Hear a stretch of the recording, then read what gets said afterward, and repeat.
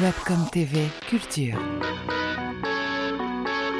Yosra est iranienne. Après un master d'art plastique puis un diplôme des beaux-arts obtenu à Téhéran, elle s'installe en France et poursuit son travail d'artiste en intégrant Le Frénois, le studio national des arts contemporains, basé à Tourcoing. Récemment désignée lauréate dans la catégorie art numérique, art vidéo par l'ADGAP et Le Frénois, elle s'est vue décerner en 2020 le prix Révélation. Son travail sera prochainement présenté dans de nombreuses expositions. La jolie talentueuse Yosra est avec nous sur Webcom TV. Webcom TV Culture.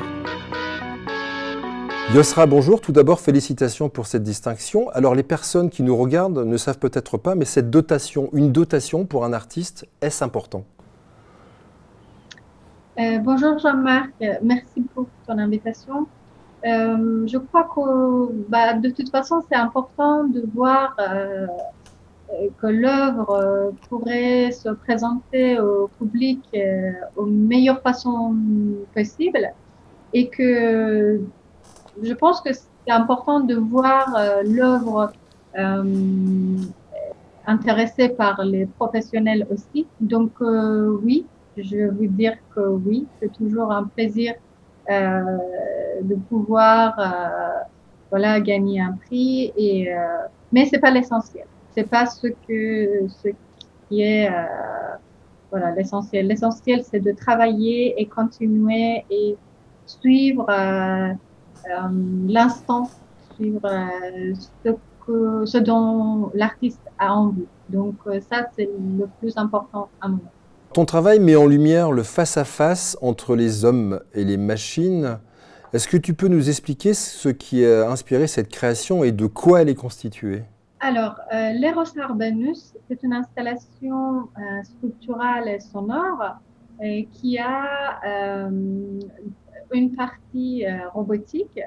En fait, j'ai eu de la chance de travailler avec un laboratoire de soft robotique à Lille, et un laboratoire scientifique qui font des recherches autour des robots mous. Des robots mous, c'est des robots qui vont plus tard peut-être remplacer les robots mécaniques. En fait, c'est des robots, c'est des formes qui sont en silicone. Il n'y a pas de mécanisme à l'intérieur, donc ils fonctionnent avec de l'air, une injection de l'air. De mon côté artistique, en fait, je trouvais que c'était très intéressant, ce type de recherche scientifique. Donc, c'est pourquoi je souhaitais intégrer en fait cette technique scientifique dans mon travail artistique. Donc, l'Eros Arbanus, c'est une installation, c'est une sculpture, c'est un corps féminin. En fait, c'est un mélange de formes végétales et les formes féminines de corps de la femme. Comment t'est venue cette idée de de mélanger justement l'animal à la machine, enfin l'homme, l'humain, le vivant, à la mécanique, à la machine? J'étais toujours intéressée par la science et par la vie quotidienne d'aujourd'hui, mais j'ai toujours trouvé qu'on a un problème avec les nouvelles technologies.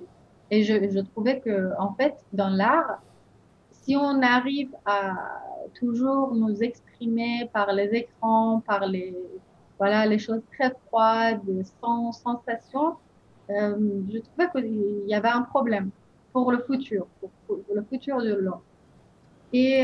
Mais au Frénois, nous, on a de la chance de travailler avec les nouvelles technologies. Mais je me suis dit comment je peux utiliser ce type de nouvelles technologies pour créer une forme sensuelle, une sculpture très organique. En fait, j'avais envie qu'on perd ce côté de technologie, la technique, pour rentrer dans un type de poésie, imagination. Donc, j'ai imaginé cette sculpture qui ressemble d'ailleurs de loin à une sculpture complètement classique en terre cuite. Mais par contre, quand le spectateur il s'approche petit à petit, il aperçoit des formes de vie sur la sculpture. Donc, les formes, comme moi je les appelle, des fruits de cette forme végétale, commencent à mouvoir et bouger. Ces formes, ces fruits sont des soft robots. Voilà, donc je pensais que c'était nécessaire de faire une œuvre avec les nouvelles technologies, comme une machine humaine, animale, végétale, mais très organique. Donc une machine très organique. Tu es originaire d'Iran, pays où le corps est un sujet assez tabou, avec des représentations bien souvent interdites. L'ensemble de ton travail de plasticienne est-il en réaction à ces interdits de ton pays d'origine? Tout à fait. Pourquoi? Parce que déjà, le corps de la femme, c'est toujours un sujet tabou. On n'en parle pas, on essaye de le supprimer. Donc, déjà, le corps était hyper important pour moi, la présentation. Mais quand même, je ne voulais pas présenter le corps de femme en tant qu'un objet où, voilà, j'avais envie de injecter cette féminité dans l'œuvre, dans cette installation. Du coup, quand le spectateur rentre dans cet espace, il aperçoit cette forme féminine, mais sans voir vraiment le corps. Et donc, c'est là où, en fait, la censure iranienne qui m'a influencée toujours intervient dans mon travail. Donc, ce côté subtil de montrer le corps, la féminité, aussi par la voix, parce que moi, j'ai utilisé la voix de ma tante, qui était toujours censurée et interdite en Iran. Donc, j'ai réutilisé sa voix, ses chants, pour donner une vie à cette sculpture. Ce travail est basé sur des questionnements existentiels alors. Enfin, toi en tant que femme, en tant qu'iranienne, en tant qu'artiste? Oui, tout à fait.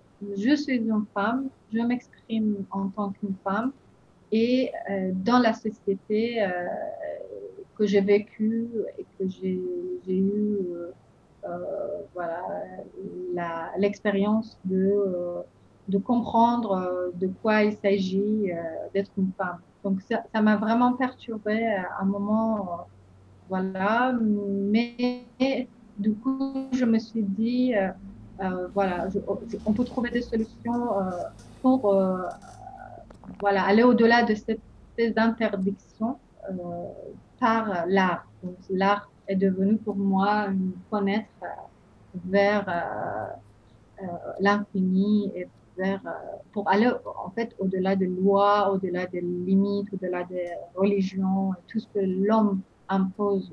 Alors quand on se rend à une exposition de Yosra, quand on ne connaît pas, quand on arrive, on découvre une œuvre, il faut s'attendre à quoi? Et je pense que c'est très intime. Pourquoi? Parce que la rencontre avec chaque œuvre est une relation très intime parce que chaque spectateur a ses expériences, a ses sentiments, ses émotions. Donc, moi, en tant que Yosra Mojtahedi, si je rentre dans une expo, si je rencontre une œuvre, bien sûr, ne sera pas pareil que mon ami ou ma sœur. Donc, je pense que c'est très, très différent par rapport à nos expériences, c'est différent. Et que parfois, les gens, ils rentrent dans la pièce et qu'ils se sentent mal à l'aise et qu'ils ont envie de sortir. Pourquoi? Parce que parfois, on n'arrive pas à rentrer et accepter un objet peut-être mi-vivant, mi-non-vivant dans un espace public. Donc, je pense que c'est différent par rapport à chacun sa chance. Alors avec un prix comme le prix Révélation, hein, de l'ADAGP, ça t'ouvre quel type de champ en fait en termes de création artistique? Est-ce que ça te donne beaucoup plus de... Je ne parle pas de la dotation, hein, je parle du simple fait d'avoir ce prix. Ça t'ouvre des champs sur plein de choses, j'imagine. Est-ce que le Frénois va t'accompagner encore au-delà et quelles sont les perspectives de ton travail demain en termes de diffusion? Justement, ce type de prix est là pour donner une visibilité aux artistes et leurs œuvres, surtout les jeunes artistes, dans les domaines qui ne sont pas très, comment dire, très faciles. C'est pas la peinture, c'est pas, voilà. Donc, bien sûr, ça me donnerait une visibilité. Donc, c'est super. Et que j'espère être accompagnée toujours par les Frénois, par voilà, des endroits assez importants dans l'art contemporain. Webcom TV Culture. Merci Yosra et encore bravo pour cette distinction. J'espère que nous aurons prochainement l'occasion de voir tes créations. Nous allons maintenant découvrir l'installation réalisée par Yosra qui lui a valu ce prix Révélation 2020 décerné par l'ADGAP et le Frénois Magnéto.